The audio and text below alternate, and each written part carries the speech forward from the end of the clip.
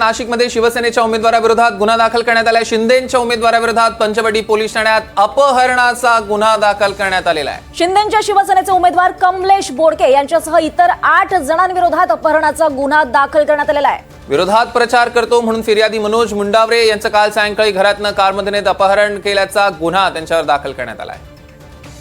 प्रांजल कुलकर्णी आपले प्रतिनिधी आपल्यासोबत फोन लाईन वरून जोडले गेले आहेत। प्रांजल, नेमकं काय घडतंय नाशकात?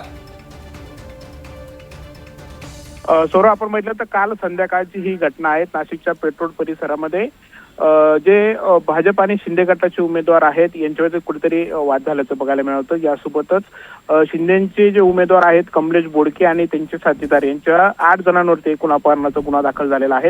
विरोधात प्रचार करतो म्हणून जे मनोज मुंडावरे आहेत यांचं अपहरण केलं असा हा आरोप आहे। दरम्यान काल आपण बघितलं तर पेट्रोलवरती कुठेतरी या घटनेमुळे तणाव हा बघायला मिळत होता। अनेक पदाधिकारी तिथे दाखल झालेले होते। दरम्यान हे सर्व काही षडयंत्र आहेत असा देखील आरोप कमलेश बोडके यांच्या वतीने करण्यात येतोय। दरम्यान गुन्हा तर दाखल झालेला आहे, मात्र पंचवटी पोलीस याबाबत अधिक तपास करतायत। सीसीटीव्ही फुटेज देखील यामध्ये समोर आलेला आहेत आणि कुठेतरी कमलेश बोडके आणि त्यांचे साथीदार जे आहेत ते या सीसीटीव्ही मध्ये बघायला मिळत आहेत। धन्यवाद प्रांजल, या सगळ्या सविस्तर माहितीसाठी। सगळे अपडेट्स तुमच्याकडनं घेत राहू। तर आपण पाहतोय पंचवटी पोलीस ठाण्यात कमलेश बोडके यांच्यासह 8 जणांविरोधात गुन्हा दाखल करण्यात आलेला आहे।